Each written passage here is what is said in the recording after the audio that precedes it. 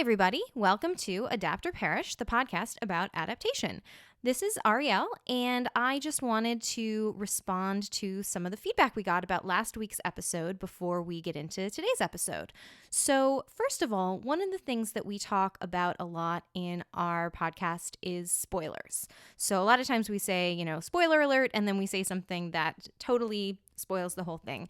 But we got a really interesting piece of feedback on our episode on The Handmaid's Tale, which was from someone who said, I'm actually really glad that you spoiled this for me because I learned that I can't watch The Handmaid's Tale because I just had a little baby and I can't possibly watch something about babies being abducted and the parents' reactions and all of that. However, they really enjoyed listening to the podcast and learning about that, but they just were happy we had spoiled that because they know that that's not something they have it in them to watch. So I suppose instead of spoiler alerts, we can call them content warnings. And if we talk about something that you don't have the strength for, then you don't have to go away and watch it. So that was a great piece of feedback that we received. But by far the most common piece of feedback we received, The Handmaid's Tale, there is a lot of shock and horror and just terrible things happening. And people really were shocked and horrified by something that we talked about in last week's episode. And by far the most common piece of feedback we received on that note was, Jeremy has never seen The West Wing. How can that be? So I want to apologize from both of us about that. We didn't, do like a content warning for that. We didn't warn people that was coming and people were really upset. So Jeremy has gone into seclusion. That's why, you're hearing my voice right now. And he's not coming out until he has seen at least one season of the Aaron Sorkin drama, The West Wing, the best show ever made for TV. So I just wanted to inform you of all of that and let you know that we are dealing with that situation, and it's being taken care of. So anyway, before we get into today's episode, I wanted to let you know what we are going to be covering on our next episode 2 weeks from now. So if you want to, you can read ahead and watch along with us. So we've had a couple of weeks of kind of terrible things. We did The Handmaid's Tale. That was really hard emotionally. This week we're doing Children of Men. That also was kind of difficult to read and watch. And so we thought we would lighten the mood a little bit and read a young adult novel and watch the movie that was based on that young adult novel. And we forgot that it was a young adult novel about children dying of cancer. That's right. We will be doing The Fault in Our Stars by John Green. We read the 2012 book, The Fault in Our Stars, and we watched the 2014 movie starring Shailene Woodley and Ansel Elgort. So buckle in for that one. I promise that at some point we will do something fun or funny again. It's going to happen. It's 2017 was a tough year for all of us, but we're going to turn this around. All right. So on to today's episode, the P.D. James novel and the Clive Owen film, Children of Men.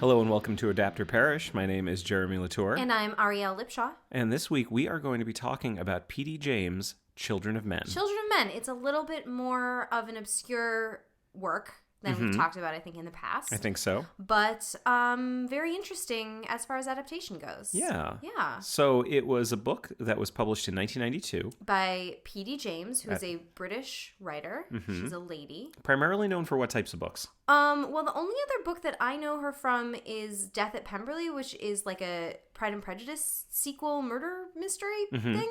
So this is very different than that. Yes. Extremely different. Yeah. My understanding is that she's a mystery writer. Right. Like that's what she does is mystery. Right. Right. And so this is her kind of experimenting with idea. her experimenting with dystopian sci-fi. Yeah, she clearly. Well, is it sci-fi? It's not really sci-fi. It's just dystopia. I think dystopian Dystopian future stories I think fall under sci-fi. Okay. Yeah. All right. I mean, that it's fine. We don't need to. We didn't know that this is what this episode was going to be about. Apparently, this episode is going to be us being pedantic about what genre this book was. What is science fiction? Oh my gosh. What is it? I mean, Star Trek is science fiction. Star Trek is science fiction. Star Wars is fantasy. Right. So if they have transporters, it's sci-fi. Yeah. Okay. If they have the force, it's fantasy. So Children of Men has neither. transporters. No, it doesn't. So it is. There's no transporters. Well, no, they added them for the movie. No. This is very confusing for people. Okay. Wow. Let's take a couple steps back. Let's talk about this book. Okay. Okay. Tell me about the book.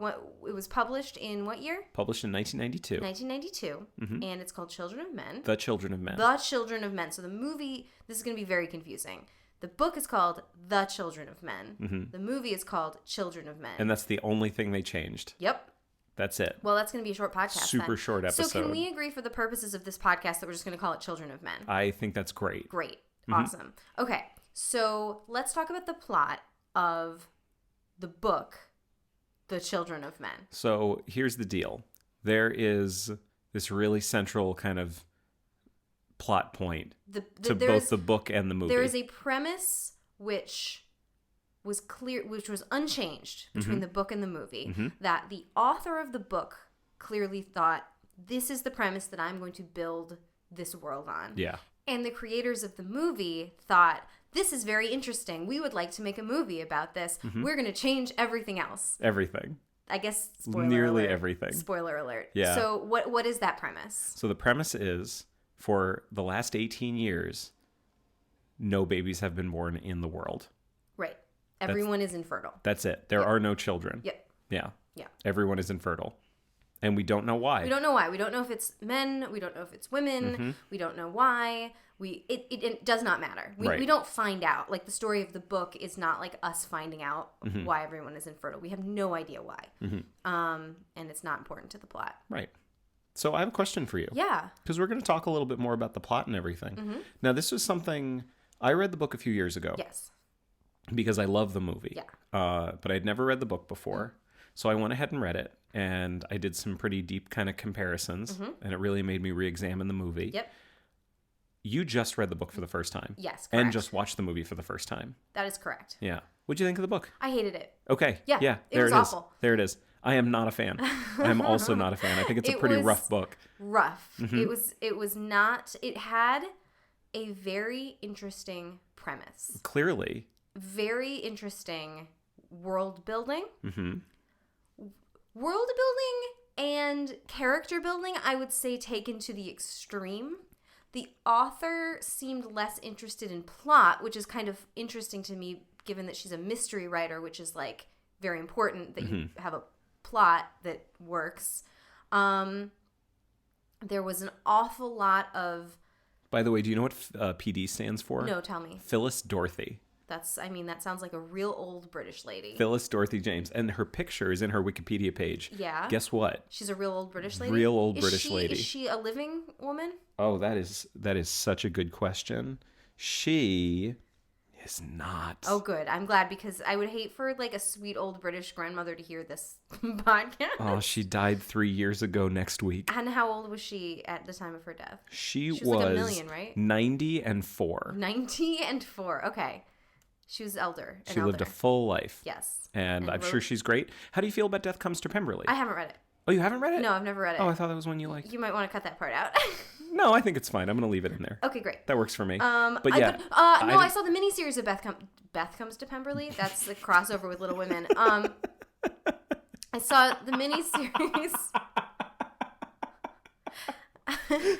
It's really short. She's just fine. She's fine. She's just a house guest, and she's fine. I saw the miniseries Death Comes to Pemberley, and I really enjoyed it, which made me want to read the book, and I tried to read the book, and I found it boring. Yeah, well, so here's the problem, because I love the movie Children of Men, and so I thought, I'll read the book. Yeah. And I had a very similar experience. I feel like this might say something about the author. Okay, let's take it back. So back on topic. there's a book. Mm-hmm. So, okay. who are the main characters in the book Children of Men? Theo Farron. Yes, Theo Farron. He is the main character. He is the main character. He's the super main character. And here is one of the reasons why the writing of this book, I would say, is odd. Just the writing style. Yep. The book goes back and forth between third person and first person. It's sometimes in third person and sometimes it's Theo's diary that's in first person.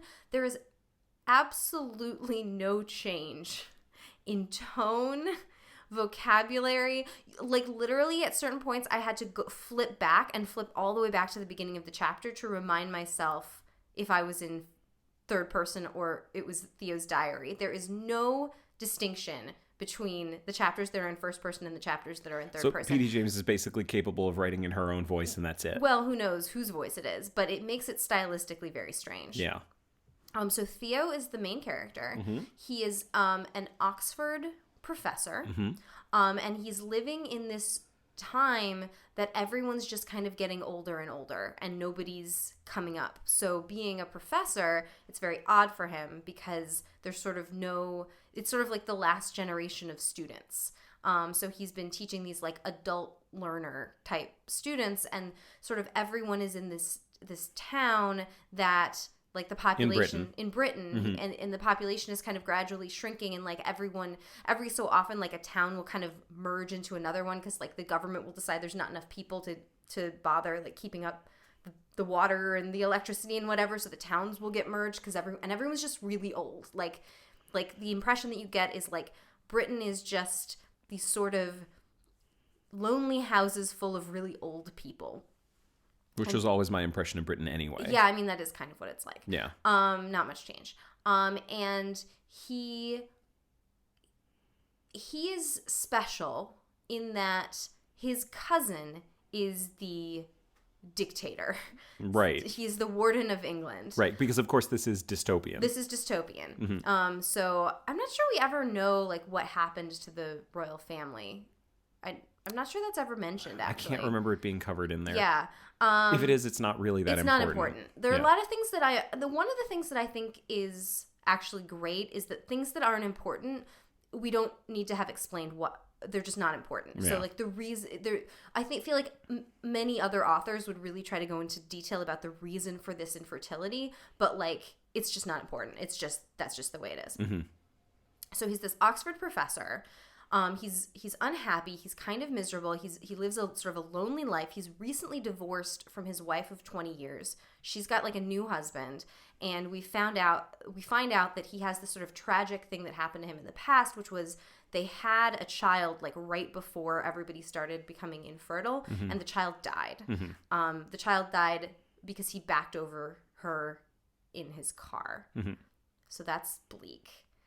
There's a lot of bleak stuff. Yeah, it's dystopian. Yeah. I mean, that's not dystopian. Like, that could It's happen. super dystopian. That could happen at any time, but it was like, it made it super... It made it much upsetting. worse. It's very upsetting, and it made it much worse because, like, immediately after... Like, they couldn't, like, quote, try again because by then everybody was infertile or whatever.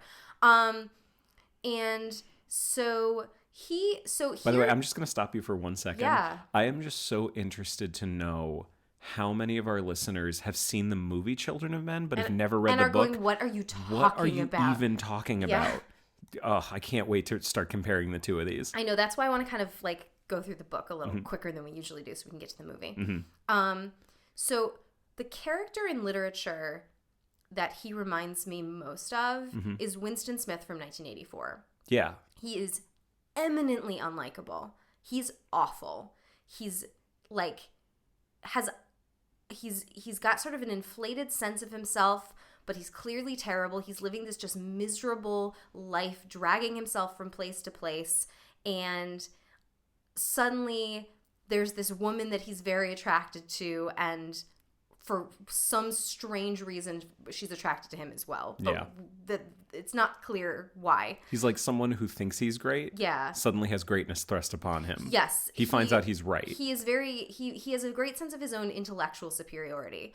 And there is a lot of flashback to his life growing up with his cousin, who's now the head of the Zan, country, yeah. Zan, X-A-N. X-A-N. Zan. Yeah. Which is completely irrelevant. It does not come up. Like, it is... Well, I guess at the very end it does. Well, yeah, it's really important to that Yeah. that kind of climax of the story. Yeah. So here's what happens. Real quick. I'm going to try to make this as quick as possible. Okay. So, are you timing me? I'm timing you. Okay. So, he's dragging along... Tick-tock, tick-tock. Yeah, that's going to be distracting. I didn't think that was helping. No, not at all. Go on. So he's dragging along in this lonely, terrible life, writing in his diary. Oh, that's the other thing about Winston Smith too. Is he keeps a diary, like a very self-important diary. Yeah. And he, for some reason, so he's contacted by this group of 5 people called the Five Fishes. And the reason that they've reached out to him is because he has this very tenuous connection to the Warden of England. And they have a list of demands. A list of fairly mild demands. Which is essentially like, we think prisoners should be treated a little better. And we are pretty sure that immigrants, maybe we should be nicer to them. Please. And like, maybe it's really embarrassing when we have to do these like mandatory like semen tests. Maybe stop. Like, they're all super, and the reason that I'm putting an emphasis on this is because we're going to contrast it to the movie in a minute. Yeah. They are super just mild, very British. We think it would be nice if perhaps this could happen. If it's okay with you. If it's all right with you. And basically they're like, could you please just go and ask him? Could you please just go and ask your cousin? That is what they want him to do. They don't really have a plan other than that. Right. And it's this woman whose name is Julian and her husband whose name is Rolf. And there's a priest named Luke. And there's a midwife, a former midwife named Miriam. And then there's one other guy that's like an idiot that we don't hear much of. Yeah. And so Theo at first says no, and he's always meeting them like in museums. The one thing about this I did really like was because it's set in Oxford. I know a lot of the locations because I lived in Oxford, UK for a year. And I was actually really looking forward in the movie to it being set in Oxford and recognizing the locations. It was not set in Oxford. Which you told me before we watched it. You're like, I'm really looking forward to that. Yeah, and I didn't say anything. Nope. How far into the movie did we get before you were like, wait a second. What is happening? It's when you find out what his job is. Well, we'll hold off on it for a minute. The thing about the movie is about 20 minutes into the movie, I went, this is the end of the book. And you were like, yup. This is 10 pages from the end of the book. Yeah, I would say, like, if anybody's listening who has seen the movie and is thinking, maybe I should have read the book beforehand, don't bother. Just listen to this summary. Yeah, we will summarize it for you. So, he at first says no, he's not going to do this thing. And then, the other thing they want to put a stop to is this thing called the quietus. Quietus. Yeah. Well, in Shakespeare, it's quietus. Oh. It's in To Be or Not to Be. Oh. Yeah. Neat. He himself might his quietus make with a bare bodkin. Oh, yeah, now I remember that. Yep. It's like the most famous speech in Shakespeare, but whatever. Is it? To Be or Not to Be? Yeah, it is. I don't know. I'd never heard it. Okay. Go on. And this is basically the forced suicide of old people. Which is essentially, I guess, pushing them into the sea. Yep. They just drown them. It's a mass drowning. Just drown them. It's very Logan's Run. It's very like, oh, you're 60? Bye. Goodbye. We don't need you. Goodbye. Yeah. And so they want to put a stop to that. Yeah. That's like another thing on their list of demands. So they have him go and witness one, and it turns out that he sees the wife of somebody that he knows, who's going to be very important in the movie, but is not important in the book at all, his friend Jasper, be essentially like beaten and executed, and he tries to save her and he can't save her, and he gets very flustered and upset, and then he's like, okay, I am going to go talk to my cousin. And the cousin is obviously like, no, obviously nothing's changing. I'm in power and I'm really enjoying it. And there's this like, oh, he used to be his advisor, but he's not anymore. And there's this whole council that are absolutely not in the movie. So one of the things I want to bring up when you're done giving the summary is she does a lot of world building.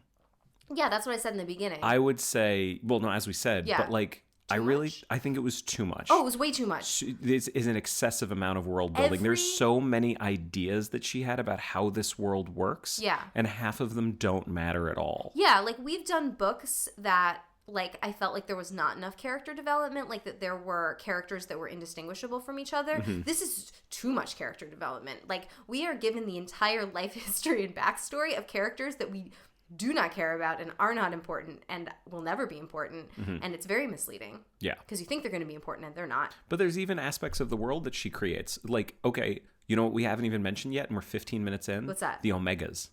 Oh, yeah. Okay. Explain what that is. So basically, as I recall, these are the youngest people. These are the last generation everyone of born in a particular year. Yeah. Which was like would have been like what 1990 or something. Something like that. Yeah, it's like the few years before people stop being able to have babies. Yeah, so but they're it's the like, last. They're the youngest that people. Year. Yeah. If you are the previous year, you are not that. Right. It's in that year. And they're just these roving bands of ruffians that don't care about anything. And they have like a different like fashion style than everybody else. And everyone's cool with them because they're the youngest people and they like, get it. Like, and it's just dumb. It doesn't really help with anything. It doesn't help the plot along. No. They're just like a thing. They're just a thing that exists to occasionally put the main characters in peril. Right. That's it. Right. And it's just unnecessary. But anyway, please continue. Okay. So blah blah blah, a bunch of bullshit happens.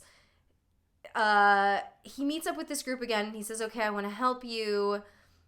It's still extremely unclear exactly what it is they're trying to do. Well, they just want everything to be a little more pleasant. They just want everything to be a little better. Yeah. And then, shock horror, it turns out the important thing is that Julian, the woman that first approached him, she is pregnant. Yep. She is pregnant. No one has been pregnant in 20 years. Pregante. She is pregante. Mm-hmm. Pregnant. Yeah. She is with child. She is enceinte. She is full with baby. Knocked up. Yeah. She is expecting. Knocked the hell up. Yes. She is expecting a baby. And she is very fearful because she does not want herself or her baby to get into the hands of the government, which, by the way, like, has not really done anything all that bad that we've seen so far, other than murder old people. It's okay. I mean, we haven't talked about this. That's pretty bad. Yeah, I mean, I guess it's pretty bad. Now that you say it out loud, does it sounded worse. How does that feel coming out of your mouth right now? No, you know? I guess it's bad. It's pretty bad. It's pretty bad. Yeah. She just feels that it's going to be used against her in some way. And so they sort of have this madcap dash to try to escape. It's like the final third of the book is just kind of like a quick chase. They're just traveling. Yeah. Like, they're just traveling, but there's no particular place that they're trying to get to. Like, they're just trying to travel somewhere that she can have her baby. Yeah. And they finally get somewhere. Luke gets killed by a band of roving Omegas. Turns out Luke's the father, not her husband Rolf. Yeah. So Rolf is mad about this, and Rolf defects like to the government. So now they know the government is like looking for them. Yeah. So they're basically just trying to evade them, evade the government. Julian has the baby, I guess a little early. So there's this whole thing about, well, they're not looking for a baby, they're looking for a pregnant woman, and they wouldn't want to frighten you. I don't know. It's very unclear what the motivations of Zan actually are, although we do hear a lot about his childhood. Yeah. Because that's all in the diary section. Yeah, it's all in his diary. Yeah. And then they murder the midwife, who's gone to look for like water after they have like no food, no water. They're in this car that he stole from this old couple. There's literally a multiple page sequence about how he like ties this old couple up in their house so they don't go for help because he's stealing their car and like taking their food, and then they're like, we have to pee, and then he like unties them and helps them to the back. Like, it's the longest sequence in the world. It is very unnecessary. And then it turns out that the old woman died. So then they're looking for him for murder. Oh, okay. Do you remember that? I do, yeah. Yeah. So anyway, she has the baby. I think it's a girl. And it doesn't matter. It does not matter. And then Zan actually finds them. Yep. And Theo shoots They him have a shootout. They have a shootout. They have a good old-fashioned Western shootout. Theo shoots him with a gun. Theo draws first. shoots him. Do you remember how he shoots him? No. Through the heart. Just like the literally most symbolic, the most symbolic organ that there is. And he kills him, and then I he think takes his ring, like his ring of power, his dictator ring. Yeah, and he puts it on his own hand. Yes, of course. Yeah. So now, and so we're given to understand, like Theo's now going to be in charge, and probably is going to be just as corrupt as everybody else. And the way it ends is Theo's in charge, and Julian has the baby, and Theo and Julian are in love. Well, Theo's in love with Julian. Yeah. What makes us think that Julian reciprocates that in any way? Can I be honest? The only thing we know about Julian is that she's had sex with multiple men. Here's what. Well, that. Yeah. I want to be honest about what made me think that. Yeah. Is that's kind of just what I remembered. Yeah. So. She literally does nothing whatsoever. Yeah. And in fact, there is actually nothing. We're literally just told at one point, he looked across the room at Julian, who he was in love with. Like, yeah. Of all the other world, she's not great at kind of layering in emotions. Mm-hmm. It's more about world building, which honestly, like, if I were to write a book, that's probably what my book would be like. It would be like a lot of backstory. It would be like a D&D manual. It would be like a lot of backstory, a lot of geography, a lot of like... A little light on the plot. Yeah, it would be a little bit light on plot and conversation. Yeah. Character development. But I also have never tried to write a book because I know that's what it would be like. Mm-hmm. So that's the book. Anything major that we're really leaving out of the book? There's Jasper, who's like just sort of this annoying old guy that like kind of wants to move in with Theo now that he's got a big house. I don't think so. There's this weird plot about like old women pushing around dolls in baby carriages and like treating pets as babies, and you have to have like a very specific kind of license to have a pet. Mm-hmm. That doesn't really go anywhere. Here's the deal. Like, we already said we didn't like it. Yeah. It's not nice to just, like, harp on it. No, we didn't care for it. To me, like, my big problem with it is tonally the book is just super weird. Yeah. It's a book that doesn't know what type of book it wants to be. Yeah. And there are lots of great works of fiction. There are great books. There are great movies that really play with mixing genres. Mm-hmm. This is not one of those. This is, basically, this is, like, a kind of by the number. This is what it feels like. Yeah. And if anyone listening is like a huge fan of P.D. James and feels like we are like misrepresenting her in a really bad way, let us know. Or if there's some context that we're missing. Yeah, like I couldn't really find much. Everything I found was like, and this is a book written by P.D. James. Yeah. I couldn't really find a lot of information about it. And it just feels like this is a kind of by the numbers mystery writer who wanted to dabble with dystopian sci-fi. Right. That's what she wanted to do. She wanted her 1984. Yep. And the premise is strong. Yeah. I think the premise is really strong. But then she just goes and builds this world and comes up with all these things that just kind of... The world detracts from the characters, and the characters aren't drawn well enough to survive that. Well, given the stakes being so high. Yeah. She's set up a situation in which the stakes are very high. Mm-hmm. The extinction of the human race. Yeah. Well, the extinction of the human race, and also individually for the characters, they are fearing for their lives. Yeah. Given that, it is very unclear what anybody's motivations are. Yeah.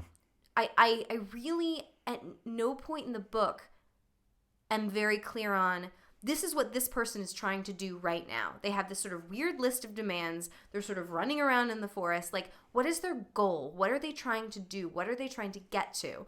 So the filmmakers, and I'm going to segue into the movie for a second here. The filmmakers did a really smart thing.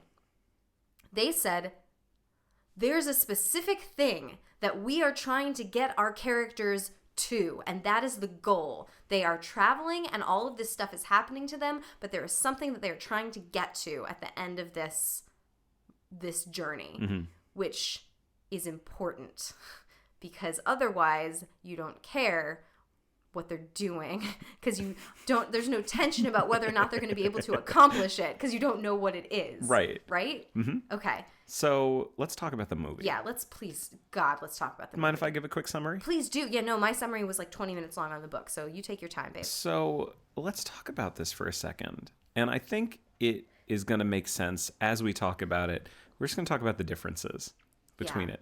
Before I talk about it, I want to talk a little bit about Alfonso Cuarón. Okay.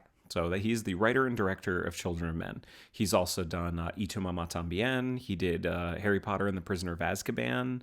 He did Gravity. Do you know, the other day I was telling someone about this podcast and they were like, yo, Children of Men, it's such a good movie. Yeah, it really influenced the movie. Like those long shots, like it's been so influential on filmmakers. It really influenced the movie Gravity. I was like, it's the same director. It's the same guy. And he was like, oh, wait, really? I was like, yeah. And he's like, oh, so he influenced himself? I was like, yeah, apparently. Yeah, he's got a style. Yeah. He likes these really long takes and stuff like that. Yeah. He had done Y tu mamá también, which is a wonderful film that I love a great deal. And basically, the studio was going to make Children of Men. They had it as a property, and they approached him, and essentially, he was not interested. Okay. He did not want to do it. Did he read the book? Is that why he didn't want to do it? Unclear. I will say, in everything that I've read of him talking about it, he is very nice about P.D. James and the book. Yeah, I mean, yeah. It's a brilliant, like, it's not a concept that anyone else came up with before. Like, it's not like, I mean... Except for all the times several that times. it was. But, yeah. Yeah. We just talked about with Handmaid's Tale. Yeah. Yeah. Yeah. Yeah. But yeah, I guess. Yeah. It's roughly the same thing. Yeah, that's fair. You know, she's like, oh, some people can have babies. How about no one can have babies? I guess now we have to release these episodes in an order. Yeah, we definitely do. Since we just talked about Handmaid's Tale. I was making the assumption that we were releasing this after Handmaid's Tale. Continue. Yeah. So he was not interested, and he basically sat on it for a couple of weeks. And he kept coming back to this whole idea, women can't have babies. There are no babies. No babies have been born. And he suddenly hit on something that for him made it conceptually interesting. And it had nothing to do with the world that she built, which, if you've seen the movie, makes sense because the world of the movie does not feel like the world of the book. Yeah. He basically said to himself, if people can't have babies, this is a story about humanity losing hope. Yep. And that is what the movie is about. Yes. And he basically takes out everything that doesn't help that theme. Which was very smart. So the Omegas are gone. The dictatorship, gone. Mostly gone. Well, I would say gone. Yeah. Like, you do not know who's in charge. Right. You don't know at all. Except for that one scene where he goes to Zan.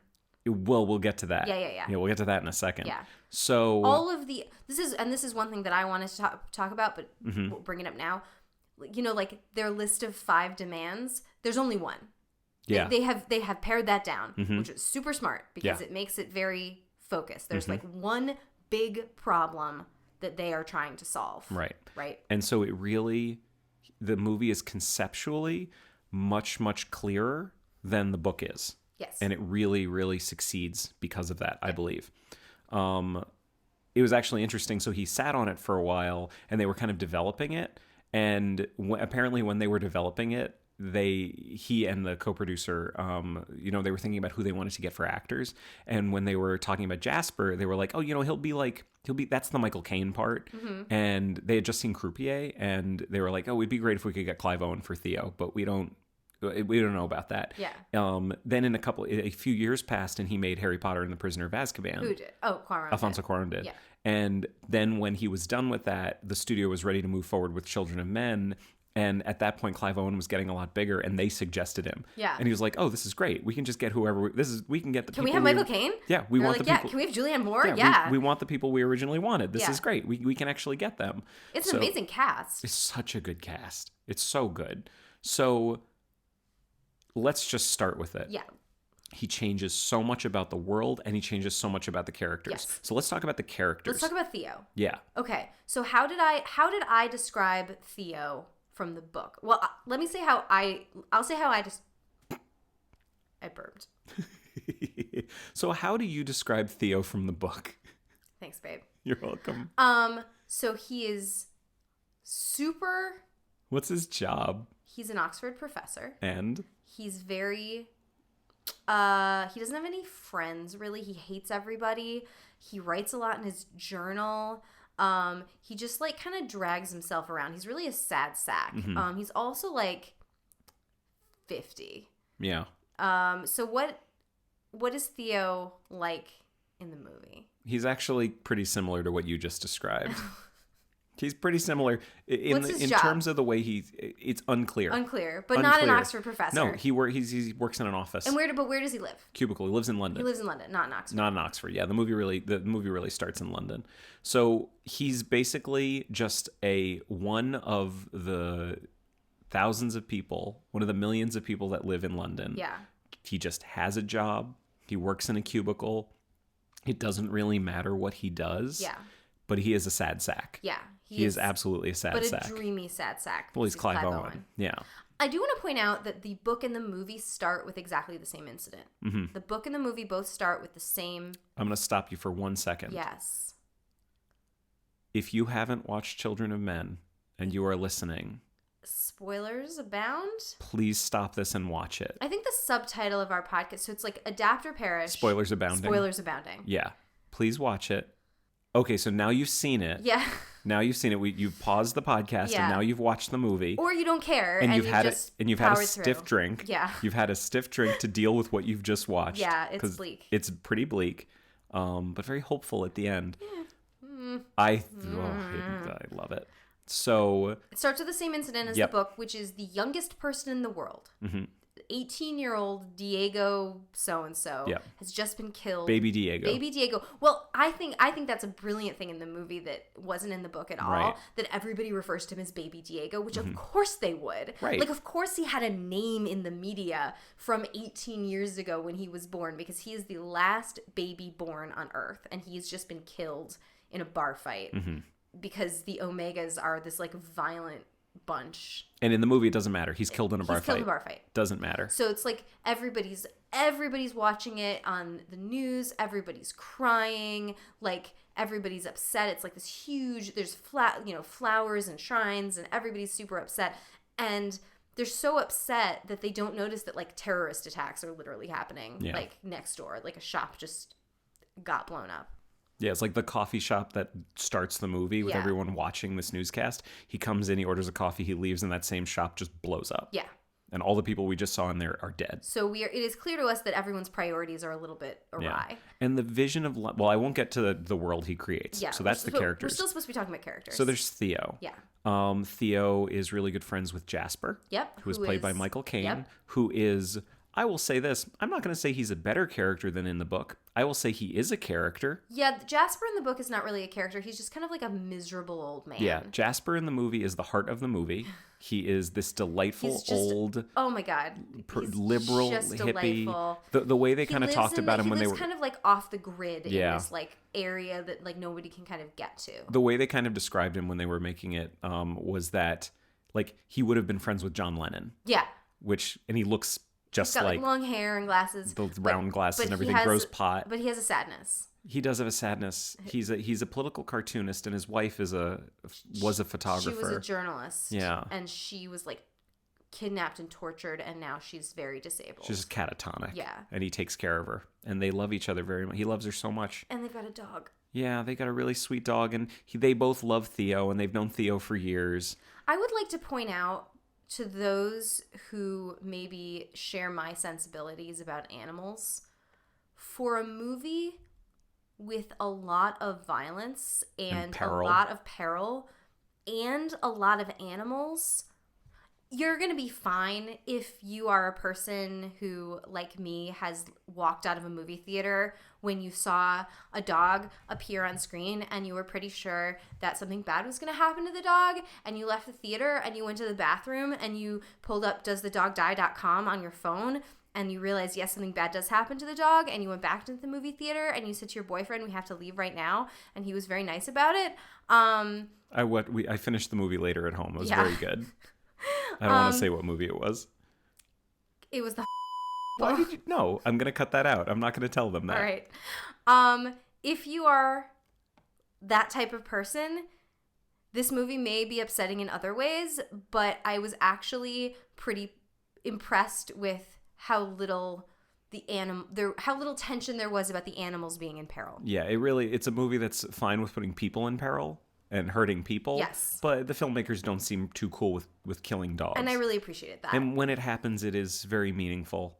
Yes. Because they don't all make it. And it's not violent and you don't see it on screen. Right. Yeah. So that's really good. Yeah. So Jasper's great. Michael Caine's fantastic. He's like the most charming version of Michael Caine that that he's been in anything. Yeah. He's super, super charming. The relationship he has with his wife and how he dotes on her is really sweet. And the relationship he has with Theo is really sweet too. Yeah. Although, and we don't know like how they met or what their relationship is. It doesn't really matter. Well, it just seems they've known each other through activism. Yeah. Because the thing we find out about Theo is that he was an that makes activist when he sense. was younger. Yeah. So then, that leads us. So that leads us to the central point of the movie, which is like the book, the fishes. They're not the 5 fishes anymore. They're just the fishes. Like it's a big organization. It's not just these 5 people. It's like a big, like, quote, terrorist organization. They abduct Theo, and when he wakes up, when they take his hood off, they're basically like, you're going to do this, you're going to do all this stuff. Basically, there's Julian, who is Julianne Moore. Yep. And she's a total stranger to him, right? Just like in the book? No, not at all. Turns out they know each other. They used to be married and they had a kid. Okay. So the whole idea That's of different. him having a wife and them having a kid that died, that is now Julian. Yes. Julian is now his ex. Right. And she's like, we come to understand like, a well-known terrorist. Yeah. Like activist. Yeah. It's great because they already have a relationship. They have a lot of chemistry on screen. It's really, really good. And she is just super upfront with him about what they need. Yeah. It's no longer go to your cousin and tell him we have some demands. She's like, this is, you are someone who is in a position to get us travel papers. We have a girl. We have to get to the coast. Please help us with it. We will pay you. And they have one goal. Their goal is... There's a girl named Key. No. I mean, their organization as a whole, rather than have like 5 or 6, like, we think it would kind of be nice if... Right. It's more except like... in a British accent. Right. Well, except for Julianne Moore is not British, which they kind of explain away early on. Yeah. Doesn't matter. Yeah.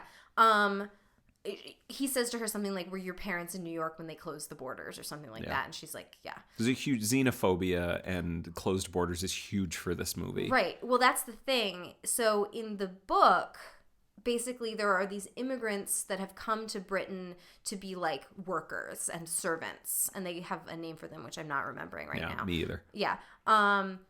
It doesn't matter. It doesn't matter.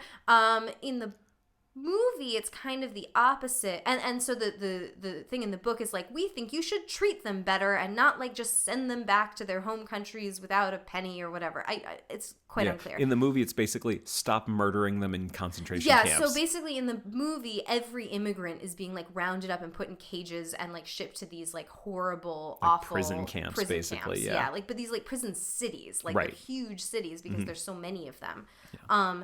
And so that is their goal. They are a group of immigrants. All of them are immigrants, including Julianne Moore, because they don't seem like we do. I'm going to get political for 1 second. They don't seem like we do in this country to make a distinction between like good immigrants and bad immigrants. It's all immigrants. Mm-hmm. So like Julianne Moore being a white American woman is just as bad an immigrant as like anyone else. So they come to him and they say, we need transit papers. Yeah. Can you talk to your cousin? Yeah. So right off the bat, here's huge diversion from the book. Like Theo's already different. Julian's already very different. And now I think this is a really good time. I would like to go to our segment, Sir Not Appearing in This Film. Go ahead. Yeah, go ahead. And it's weird. Theme song. And it's weird. We'll figure something out. That's just one note. So, Sir Not Appearing in This Film, I nominate Zan. Yeah, because he wasn't in the movie. Even though he kind of is. But his name is different. His name is different. He is the same character, except not in any way at all. Explain. Please explain. Except not in any way whatsoever. So, in the movie, he is Nigel. Yeah. And he's played by Danny Houston. Okay.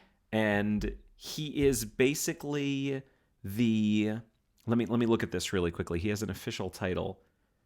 He runs the Ministry of Arts program. Okay. So that his entire job is making sure that art is preserved. That's really interesting. That is not clear from the movie. Well, it isn't?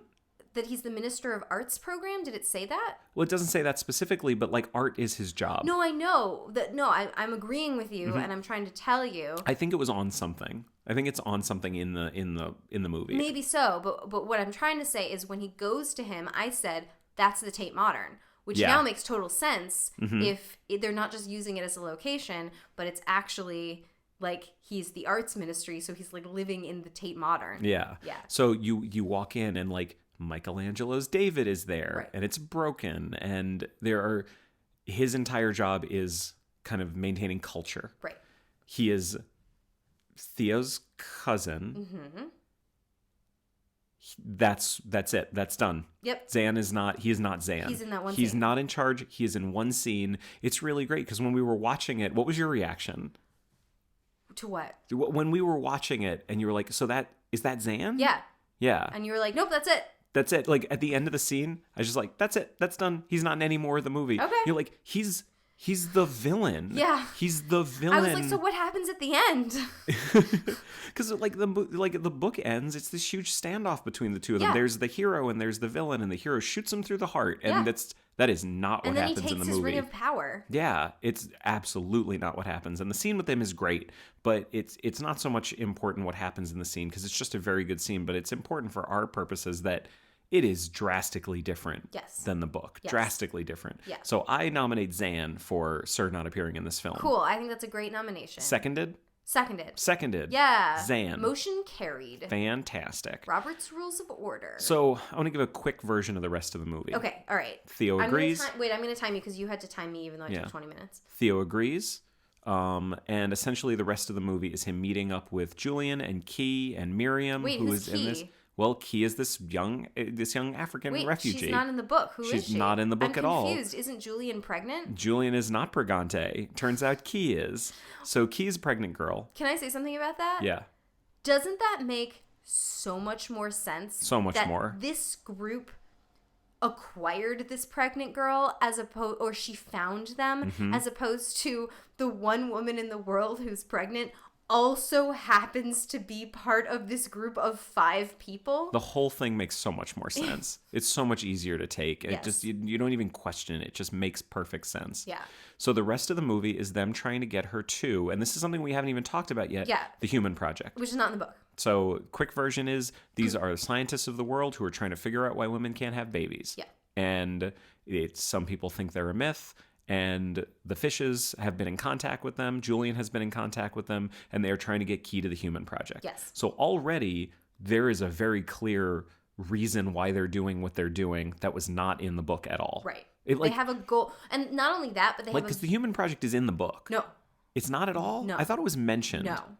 Okay, cool. If it was mentioned, it was like maybe one time. Yeah, it's not a big but part. I do not believe so. Okay, I trust you. Yeah. Yeah.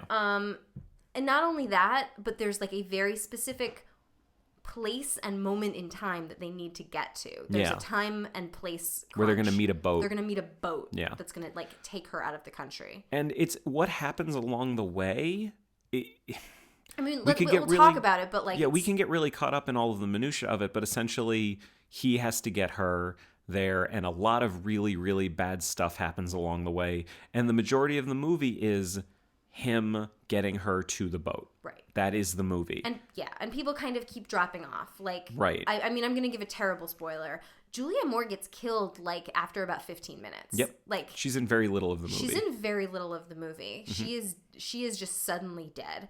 And one of the things that I really liked about the just the way that characters kind of move in and out of the movie is that like, so for example, you would think when she gets shot, there's going to be a big plot line about like trying to save her. Nope, she's just dead. She's dead.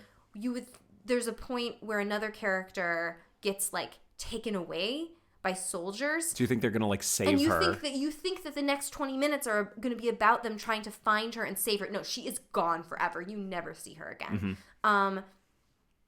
And I don't know, that was something I really liked about it. It was really kind of refreshing. Like it really kind of like turned your expectations of what happens in movies on its head, on their head.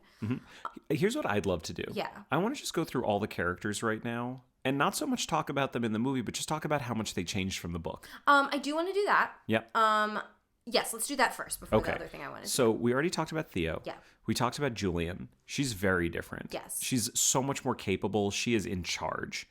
Yes. So in the book, something we learn about Julian. So this is the convenient explanation for why she could be pregnant and nobody knew.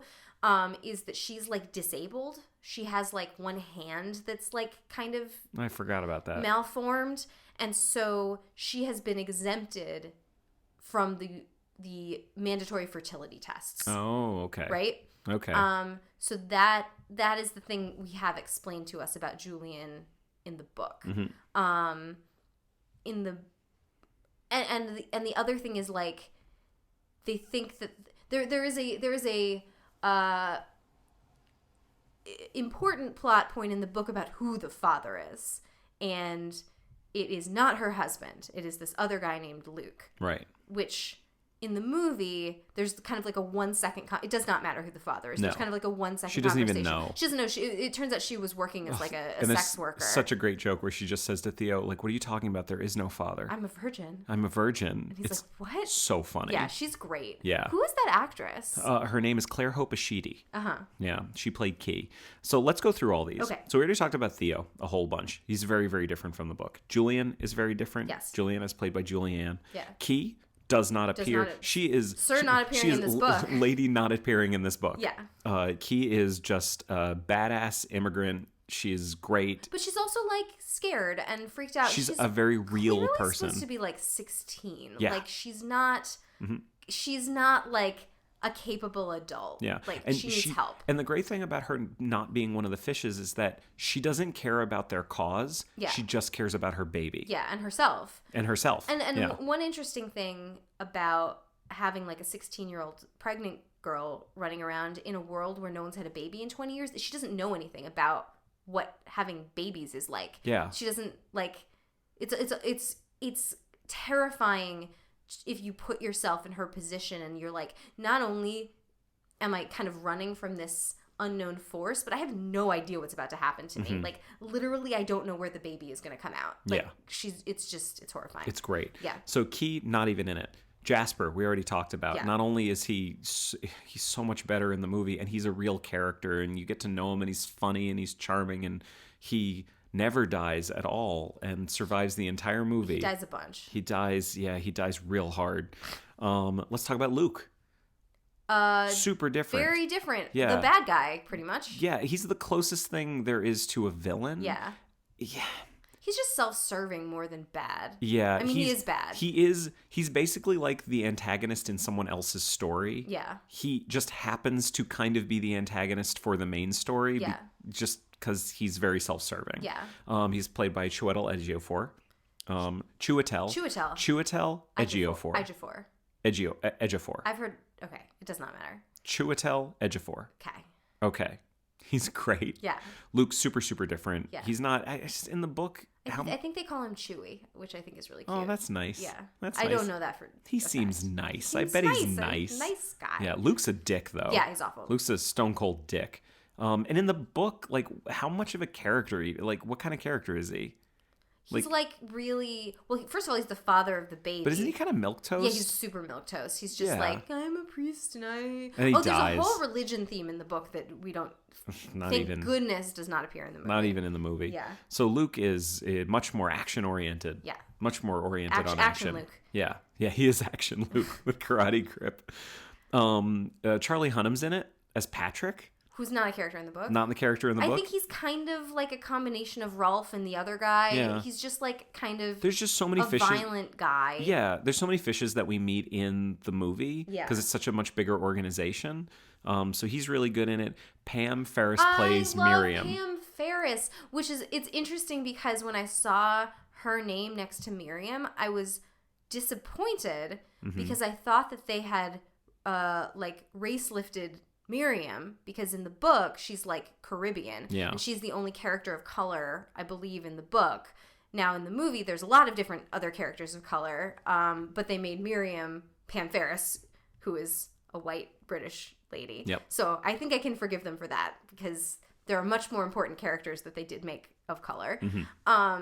And I love Pam Ferris very much. She's wonderful. Wonderful. I told you this. She has my favorite scene in the whole movie. Yeah. Because there's the scene, for those of you that have seen it, there's the scene, well, I know you've all seen it because you paused it before and watched it, and now you're back with us. Right. But the scene in the school Yeah. where she's telling Theo about what it was like as a midwife to suddenly realize that there were no new pregnancies. Yeah. Just kind of talking about the beginning of finding out that women couldn't have babies Which is interesting anymore. because that scene is so straight from the book, too. Like, there are so few scenes that are from the book, and that scene is from the book. And it just is...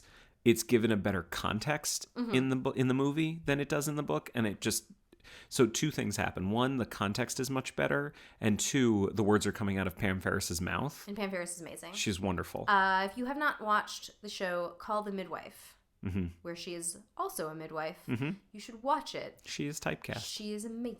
Yeah. She was also on a terrible British TV show. She's also Miss Trunchbull from Matilda. That's what people are going to know her from. Well, she's also in Harry Potter and the Prisoner of Azkaban. Oh, I didn't know that. Yeah, she's the lady at the beginning that Harry blows up and she floats away. There it is. Yeah, she's Yeah. great. Yeah. She's great. She's also in a terrible British soap opera called Where the Heart Is that was 8 seasons that I watched. I feel like you have just offended potentially so many people. That's If like you are- beloved, isn't it? If you are a Where the Heart Is fan, please write in. Please do, because I really want to talk to you. I don't know any other person other than me that's ever seen this show. I think a lot of people have seen it. There's Sid.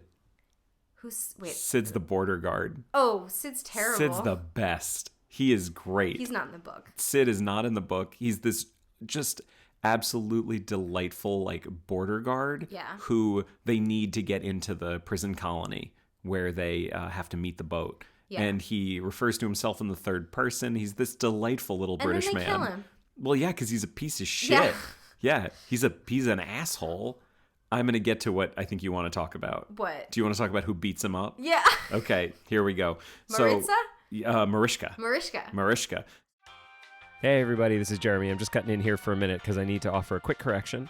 Over the next few minutes, I pronounce this character's name wrong every single time. It's not Mariska, it's Marika. I was looking at the way it was spelled and totally forgot how it was pronounced in the movie, so that is wrong, and I do apologize for that. Also, I get another thing wrong in a few minutes. I say that she is Polish, which is just a lack of research on my part, and I made some insensitive assumptions. She's Romanian, and I wanted you all to know that. And also, on a separate note, I'm very sorry that I haven't seen The West Wing. I will see about getting that sorted out as soon as possible. Okay, back to the show.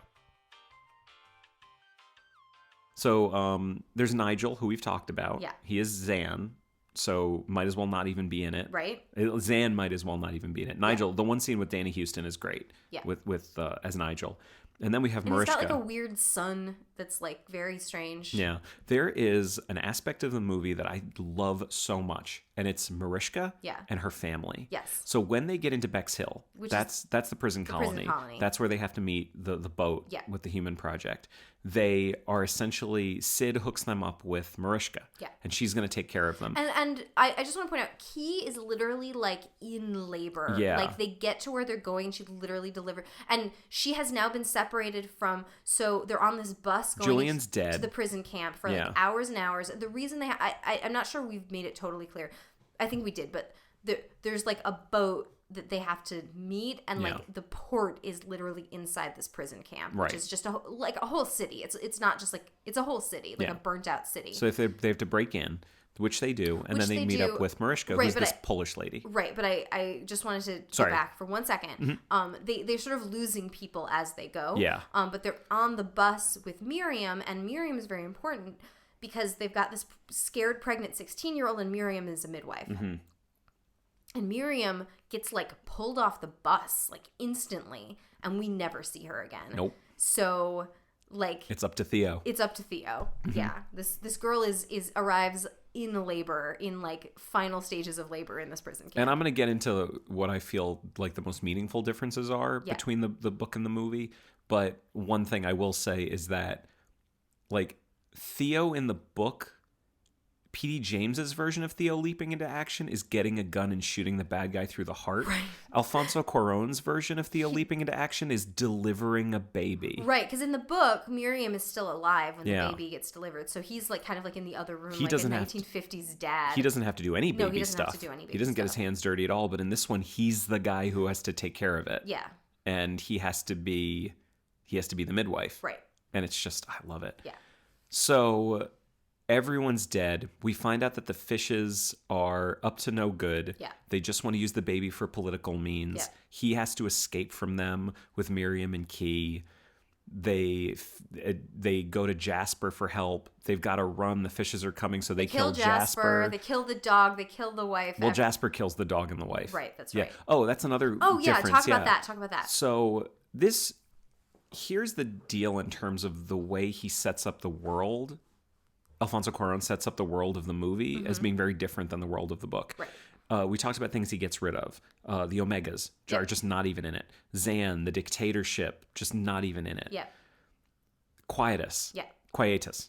Whatever. Doesn't matter. In the book, it's this huge forced suicide. It's like but there's a whole ceremony. There's a ceremony. You have to go to a place. You go in a boat out into the sea and they sink it and drown everybody. Yeah. In the movie, Quietus is a drug that's provided by the government. It's a suicide drug. Yeah. And they send you like a whole kit. It's got it's music this and nice little kit, and there's commercials on TVs, and it's basically saying, you choose when to go. Right. You choose when to go. And so that's how Jasper kills his wife and his dog, because he knows he's going to die, and he doesn't want them to get hurt. Right. So he gives them Quietus.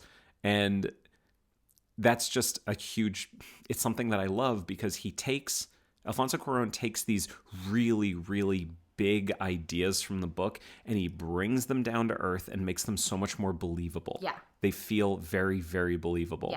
Yeah. The world of the movie, I think one of the terrifying things about it is at least for me, it really feels like this is what the world would be like if people haven't been able to have babies for 18 years. Yeah. It's It's just everyone's kind of turning on each other. Like it feels exactly like our world, except it is dirtier. People have less hope. Mm-hmm. The technology's better. Yeah. And that's about it. Yeah. It is our world. It's not some weird future world. Yeah. It's one of my favorite future stories ever. And it's crazy because we're literally like 4 years away from when the movie takes place. Right. Yeah. Right. It's nuts. Right.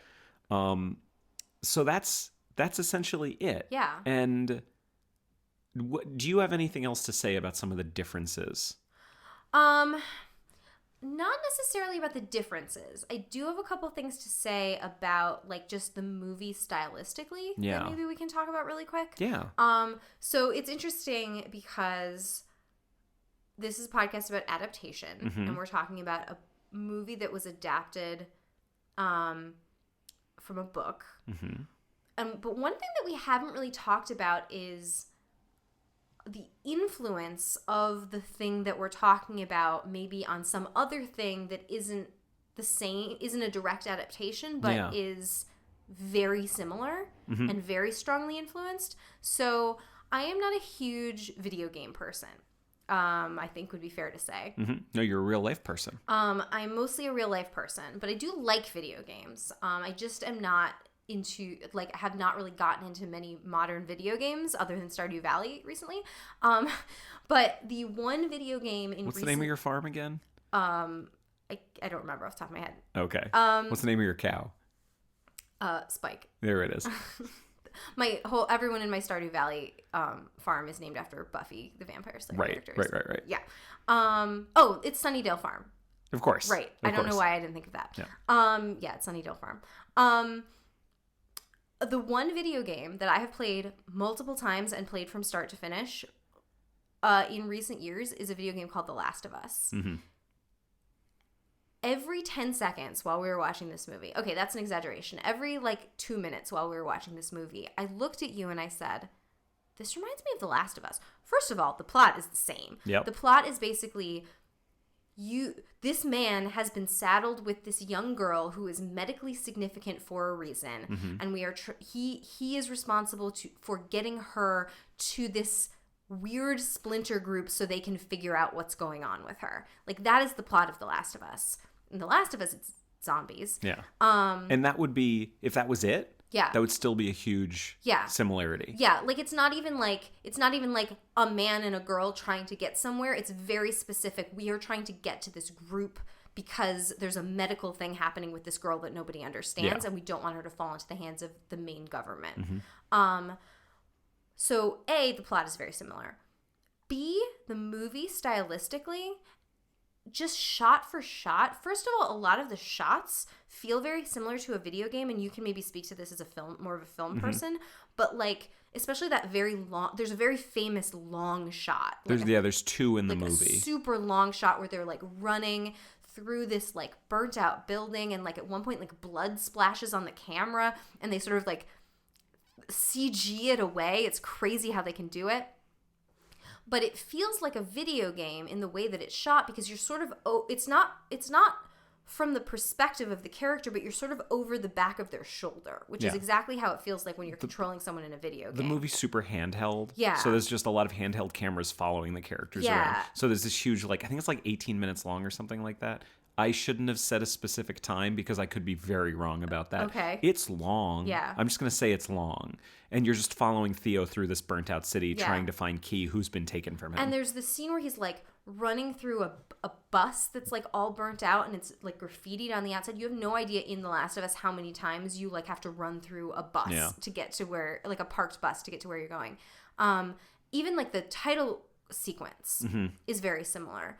And so I kept saying... Can I say one thing really quick? Yeah. There's even another thing in the movie that feels so much like a video game, which is your main character is following another group of people who are having their own stuff going on. Yeah. And they are not aware that he's there. Yeah. And that happens in video games so much where you're listening around the corner and there are these other people that are having a fight and a shootout. Well, that's super and you haven't interesting. entered you haven't entered the story yet. That's super interesting that you say that, because that is literally a mechanic in The Last of Us that you can... I've watched you play a few times. Yeah, you can kind of use your like vision to see through walls and like hear around corners and like hear things that are happening. Or there's a part in the movie where like she's just given birth, so they're trying to wheel her through this like this area, and she's in a wheelchair, so like whoever grabs the wheelchair kind of gets her, and like Luke kind of just grabs her and wheels her away, and like you just kind of see her disappearing, and that feels, and it's like, okay, I guess I have to kind of find her, like this is now my mission, I have to find her. And then he finds her in one of these buildings, and you have no idea how she got up there, and it doesn't matter, like it just feels very video game like.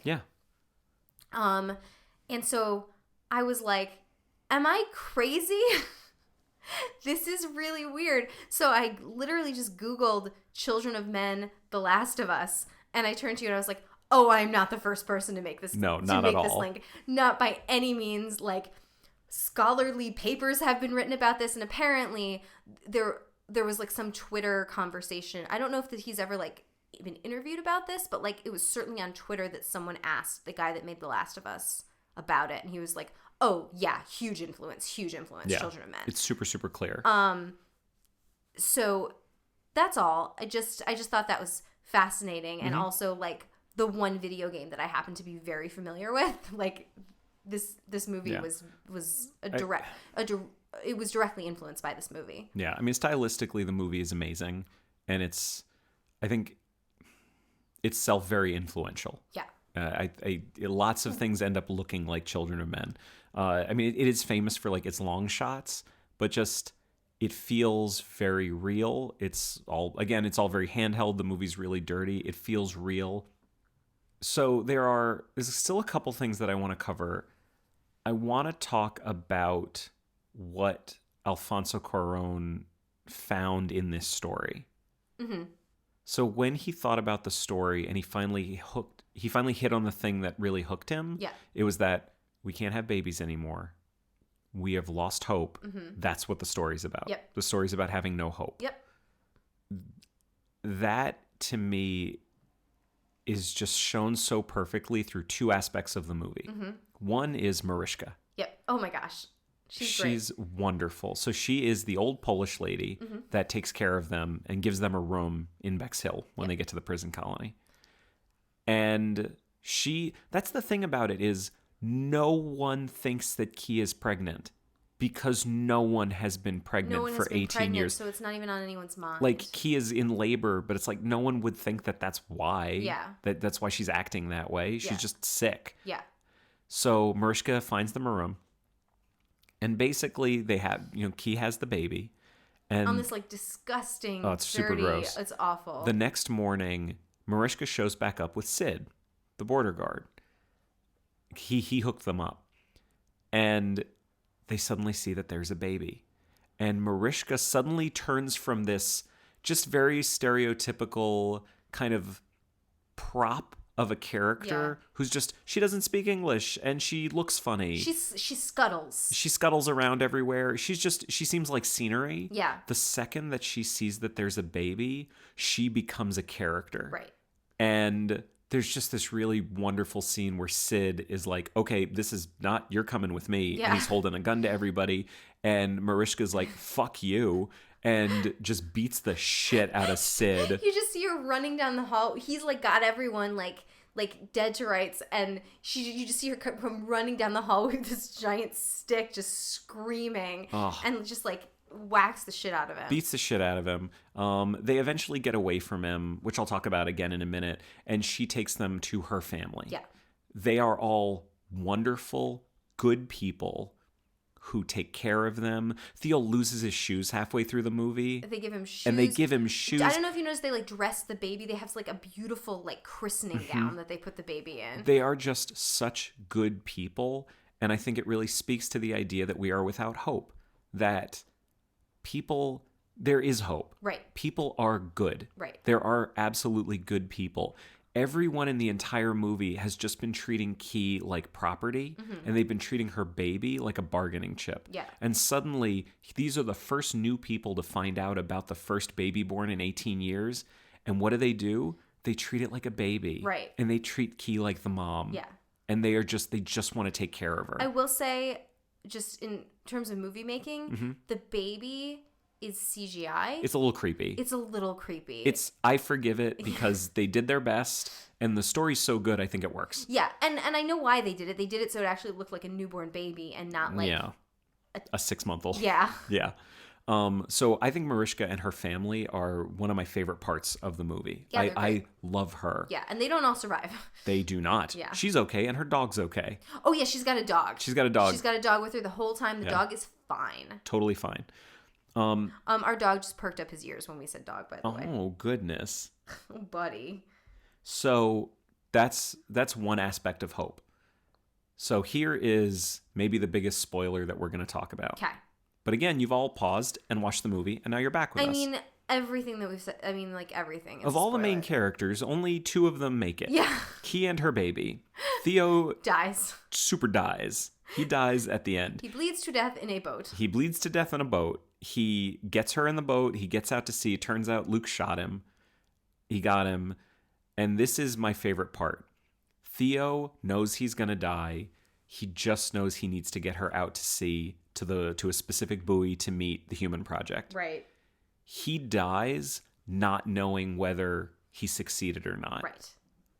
After he dies, the boat shows up. Yes. And the last frames of the movie are just Key floating there alone with her baby. So maybe not alone. I'll go back. The boat is coming. Alone but for her baby. Alone but for her baby. Thank you so much. What's a but for? Oh my God, please continue. Wow, you're a child. It's pooping. And the boat's coming up, and then suddenly it cuts to the title of the movie. It's one of those things I love. I love seeing the title of a movie at the beginning and the end. Yeah. It just cuts to the title of the movie, Children of Men, and you hear children playing. Yeah. Which is great because it harkens back to the scene with Miriam in the school, just talking about not hearing children's voices anymore. Yeah.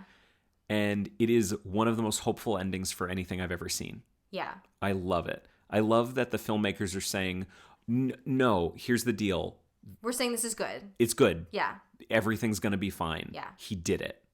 Like, they all did it. Everyone sacrificed everything for this, and it was worth it. Yeah. It actually was worth it. It is ambiguous. It's definitely ambiguous. But I actually did not get that from it at I all. got that. Yeah. I absolutely got that. Well, you're more of an optimist than I am. I am very optimistic. I found it to be very, very hopeful. I found it to be hope restored. So that's just how I feel about the nature of hope in this movie. Yeah. And it's great because thematically it's strong. The book thematically it's nothing. Yeah. There's nothing thematic in it. No, it's very dry. It's just she wants the book is very dry. Yeah, if you take out the whole idea of the world, there's a bad guy and there's a good guy and he's got to protect the girl, and then the bad guy and the good guy fight and the good guy kills the bad guy. and everything's okay. Oh, by the way, I've said it in this world where women can't have babies anymore. Right. That's basically it. Right. But the movie is actually a great movie. Right. Yeah. Right. So I would love to go to our next segment. My favorite segment? Yeah. Is it my favorite Would you like to segment? announce it? Yeah, this is my favorite segment. Mm-hmm. The female character is a little underwritten. So this, I think, is going the to be... female character a little underwritten? This is going to be interesting. I feel like how do you feel about the way female characters are portrayed in the movie Children of Men? I feel... Well, let me put it this way. Yep. I didn't have a huge problem with it while we were watching the movie. Oh, okay. Because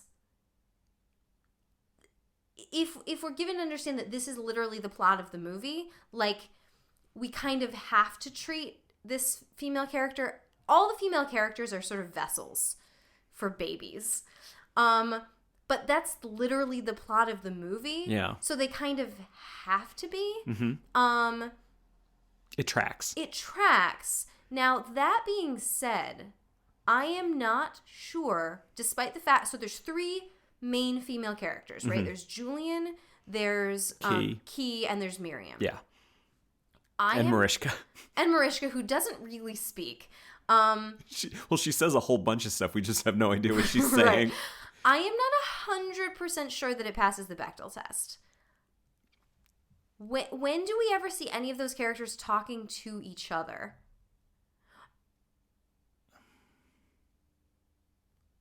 Not Well, that as we discussed on Fun Home, not that is the be all end all barometer of like female feminism in movie making, but it is interesting if you just kind of think about it, because you would assume that it does, because there are multiple female characters. But I'm not sure that we ever see any of them have a conversation with each other.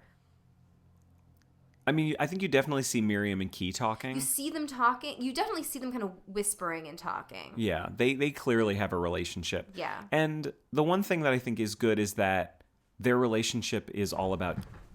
Oh my goodness. We got a shaky dog here. We got a dog that feels he's not been given enough attention in the last 10 minutes. Yeah, buddy, you'll be fine. The thing about their relationship is that it's all about Key. Yes. Whenever they're talking, they're not talking about...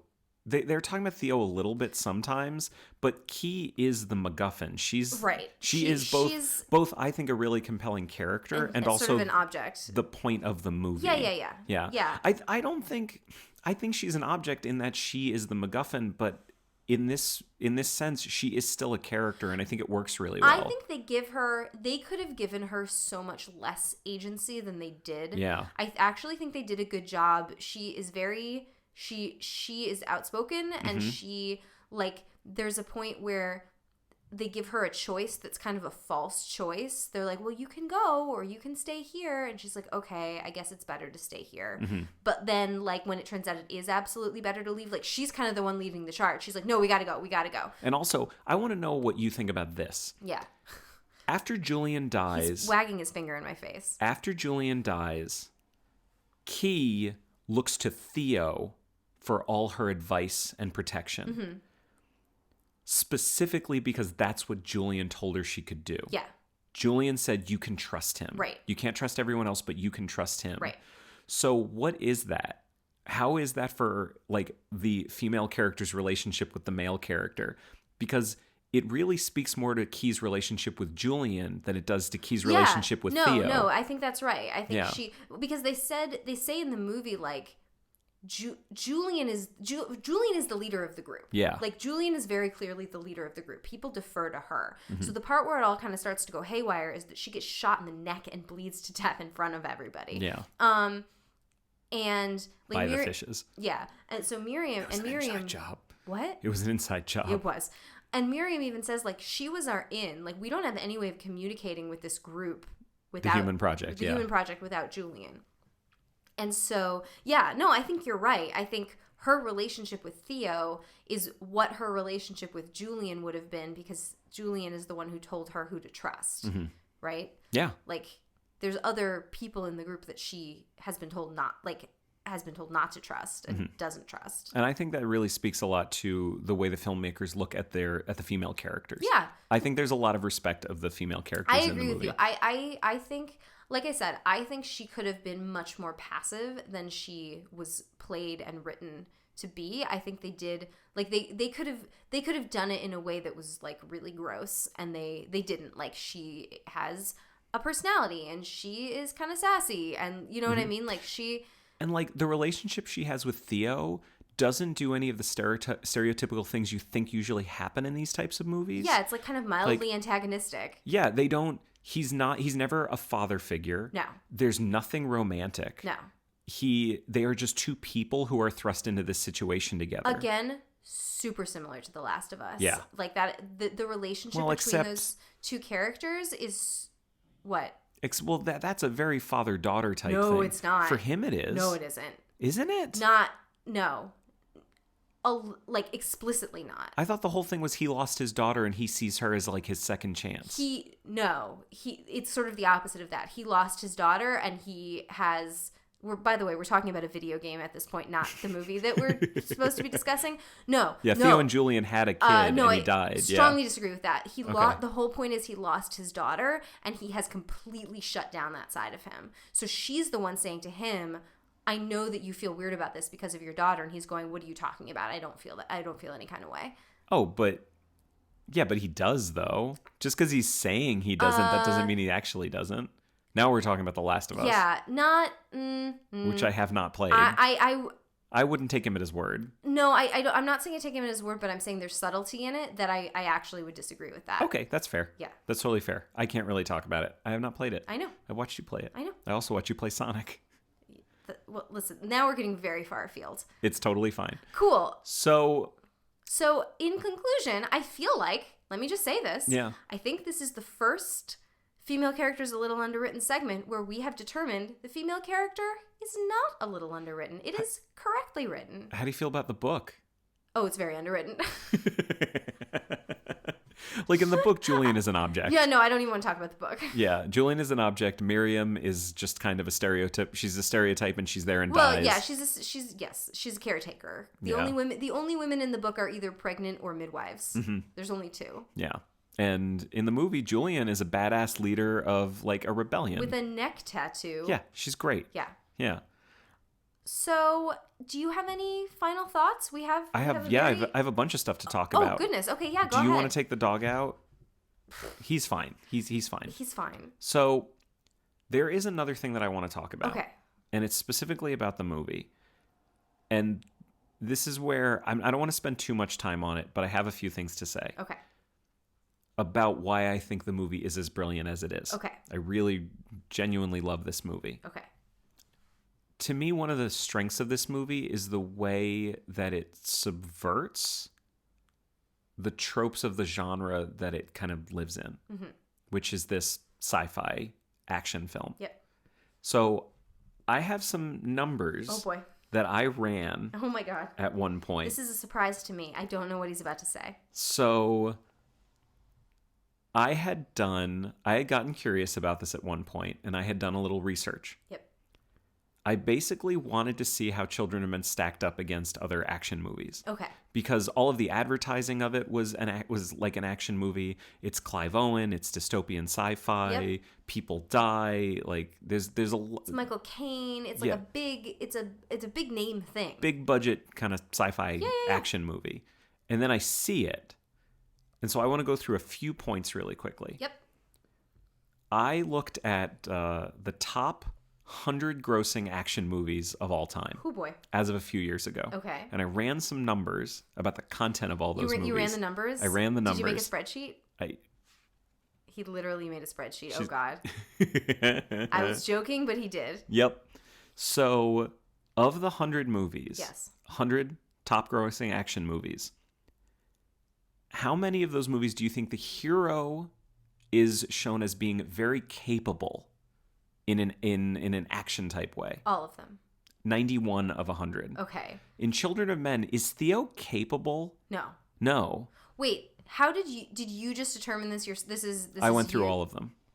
Oh my God. Yeah. Wait, you went through all of them? Yeah, I'd seen most of them. Okay. Yeah. Okay. They're popular movies. Okay, fair enough. Yeah. So Theo is not capable No. in this movie. Like, you mean physically? Physically capable. No. He's not Action Man. No, he's not. No, he's just kind of... Although he does get, like, shot in the gut and doesn't really show it until later. Until he dies a few minutes later. Until he dies of That's the not shot. action. That's not Action Man. Action Man gets shot and doesn't die. Okay, fine. Okay. In how many of those 100 movies do you think the hero uses a gun or other weapon or like similar weapon? All of them. 92. Okay. Does Theo ever hold a gun in this movie? If he does, it's briefly. He never does. Never does? Never holds a gun. Okay. Never touches a gun. Okay. How does the book end? He picks up a gun and shoots someone in the heart. Like there's a whole thing in the book about how he's better with a gun than Zan is. Oh yeah, because there's a whole thing about like I feel like the author thought in order to make the end believable, she needed to put in this whole thing about like when they were children, how they would go and like shoot skeet. Yeah. Basically. And like, you don't need that detail. It's Yep. not important. Never touches a gun. Okay. The most violent he ever gets is he hits Sid in the head with like a brick. Which doesn't really It's like do a- anything. it's like and a then car battery. Mariska has to come with a stick. No, that's after. Oh, he okay, he I'm knocks sorry. he knocks Sid the fuck out. Oh, okay. With the car battery. Okay, we're going to have to put the explicit tag on this episode now. I've been putting them on most of them. That's fine. Yeah. So that's right there. Okay. How many of those movies do you think the hero kills someone in? All of them. 85. Okay. 85%. Not Batman, though. Batman actually does kill people a bunch of times, which frustrates I know, I me. just said that to make fun of you. Literally, when he first showed me Batman, he said, so the really important thing to know about Batman as a superhero is Batman never kills anyone. And we were like 15 minutes into the movie, and I was like, well, except that person and that person and I'm like, that yep, person. yep. And all those people. Yep, he kills a whole bunch of people. I'm not happy with it. Love So you. 85 of them, he Okay. kills someone. Does Theo ever kill anybody in the movie? Sid. He knocks him out. I don't think Sid's dead. I think he just knocks him unconscious. All right, okay. Yeah. But in the book, him killing someone is like the point. The point. It's very, very traditional. Yes. In how many of those movies do you think the hero dies? Like, none of them. 8. Okay. 8% of those. 8% or 8? Well, I guess It's 100 so movies. it's the same. Yeah. I understand how math works. Yeah. Theo dies. He does. He Sure does. bleeds to death in a boat. In how many of those movies do you think there was a romantic lead? Oh, like probably most of them. Yeah, 75%. Okay. Basically. And in this one, kind of. I mean, it's his ex-wife. It's and his they ex-wife who he clearly- still has feelings for. Yeah, but like they're clearly still like fighting about the same things that they've always fought about. Yeah. Like they are never ever ever, to quote Taylor Swift, getting back together. Exactly. So that leads me to the next one. In how many of those movies do you think the romantic lead dies? Oh, like actually probably some of them. 6. Oh, okay. So like even fewer. Yep. And she dies. She dies. Super fast. She super She's dies. the closest thing to a romantic lead, and she dies. Super dies. Which that does not happen like in these types super of movies. graphically and gross in that. Yeah. How many of those movies do you think there's a clear villain? All of them. 85%. Yeah. Basically. And in this one, I do not think this movie has a villain. No, the villain is the situation. Yeah, it's the world they live in. Yeah. It's the lack of hope. Yeah. There is like a primary antagonist. Like Luke is the primary antagonist. Yeah. But he's not the villain. Yeah. I do you agree with that? No, I do agree with that. Yeah. Totally. And then last one. Okay, go ahead. In how many of these movies is there a high-speed pursuit? Most of them. 94. But there's a high-speed pursuit and there's a low-speed pursuit. This is my favorite car chase in any one of these movies that I've ever seen. There's a car chase with a car that is not actually literally turned on. It is rolling down a hill. It is being chased by people on foot. No one can shoot at it because the pregnant girl pregnant is in woman, the back yeah. seat.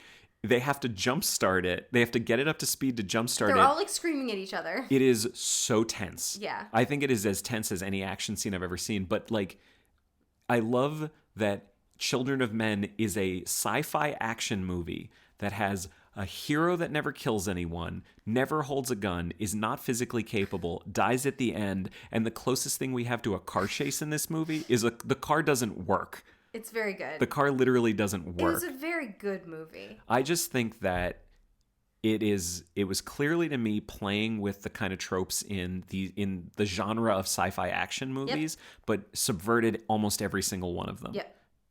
Because thematically it was about hope. Yep. And I feel like a lot of those tropes don't really go along with that. Yeah. I don't think they're very optimistic. Yeah, I would agree with that. I love this movie. I really, really love it. Were you not prepared for the level of research that I had done No, about but this? I feel like that's a great note to end on. Yeah. Yeah, that's awesome. So bottom line, didn't like the book. No. Don't bother. It's bad. Don't bother. It's not great. I would say. There's so many other books out there. Read one of those. Yeah, but I'm really glad that you've all watched the movie. Yeah. Because you paused and watched the movie, and now you're back listening to us. Yeah. Yeah. Awesome. So I think that concludes this episode. Yeah. Yeah. Would you like to tell people how they can get in contact with us? No, because I forget. You should say. So you can find us on the web at adapterparishcast.com. Don't put me on the spot like that. You can find us on Instagram at AdaptCast. You can find us on Twitter at AdaptCast. Instagram is where I think we're spending a lot more time than on Twitter. Yeah, we're having more fun with it. I think we're having a lot more fun with Instagram. You can email us as well. But Twitter is a good place if you have like grievances, because it's not like we're not checking it. No, we definitely check it. Yeah. And email's another thing we checked. You can email us at adapterparishcast@gmail.com. Yes, and if you email us, we may read your email on the show. Yeah. We read a couple so far. We definitely have. Yeah. As always, if you enjoy the show, please tell your friends. We don't really advertise. We really hope for word of mouth. And, you know, one of the best things you can do apart from telling your friends about it is rate and review us on iTunes. Yes, this is actually super exciting. We finally have enough iTunes reviews and ratings that we have a little star rating on iTunes. We have an actual rating now. It's super, super exciting. It made us really excited when we Yeah. saw that, so that would be great if you could it takes 2 seconds, just go click a little star. You don't even have to write a review. It's great. Yeah. And if you listen to this and you don't know us and maybe someone recommended it to you, let us know. We're super excited to have you with we would love us. to know if there's someone listening that doesn't know us personally. We would hope that there would be. Mm-hmm. That is the great hope in our hearts. Yeah. So let us know. So let's end that on the hope in our hearts. See you next time. Bye, everybody.